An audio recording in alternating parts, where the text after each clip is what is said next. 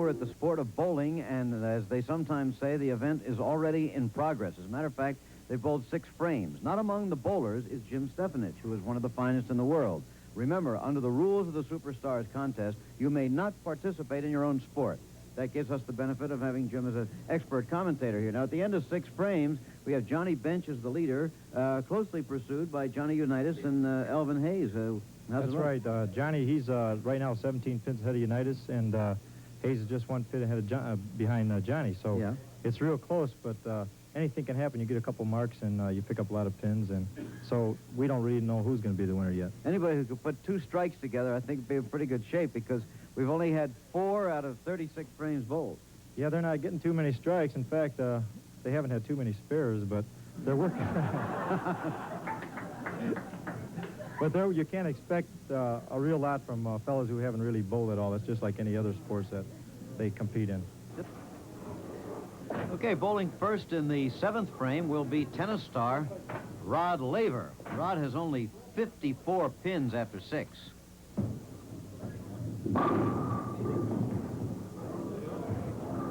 Ooh, kind of slid off on him there. That's right. For him, this is he's got to cross over and hit the head pin on the right-hand side to pick this up because he's left-handed. So he's got the 1, 3, 6, and he's got to come between the 1 and 3 to pick this up.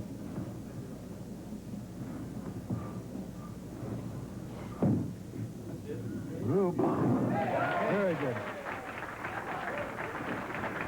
That's the way it's done, Jim. Remember now that they're competing for points, so where you finish here is very important. It's not just victory. There's Rod Laver. He's happy about it. Johnny Bench, the leader.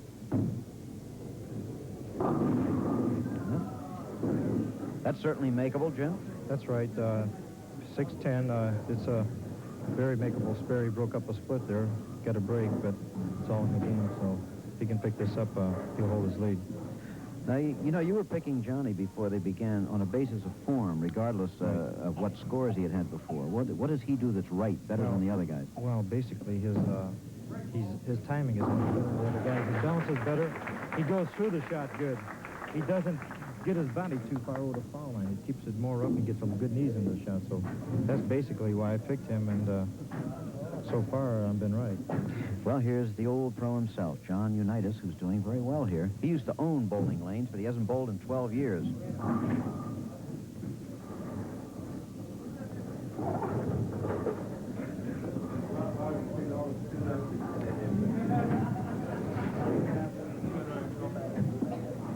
Johnny in 2nd place at the moment here.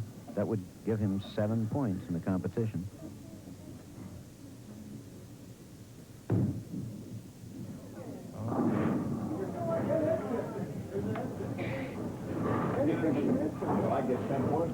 Okay, Johnny Unitas with 82 after 7 frames. Here comes Elvin Hayes, who is just 1 pin behind Johnny Unitas. Whoops. Whoops, that's well. Oh, you got a break. Oh, you got a break, Jim. You got a real break there. If he can convert this, he'll go into 2nd place. You know, I think you and I were talking earlier today about the fact that there's a possible connection between bowling and golf, for example. So many of you fellows play golf pretty well. Is there any connection between bowling and baseball that makes Johnny Bench better than these other guys here? Well, I wouldn't know too much about that, but I think the timing coordination in bowling and that, and you have it in golf. Johnny is a fine golfer also, so I think that probably carries him over to baseball too, because you got good reflexes and good timing. And wow, Rod Gilbert, who is still searching for the Sandman to get a little sleep in this day, gets a strike. Well, let's see, Rod was well down in the standings, so he needs another one to pull him up, really, doesn't he?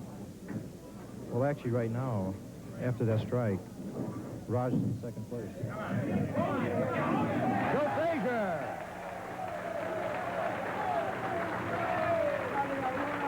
And so, after 7 frames, Johnny Bench is still a solid leader, but Rod Gilbert and Joe Frazier suddenly are coming up fast.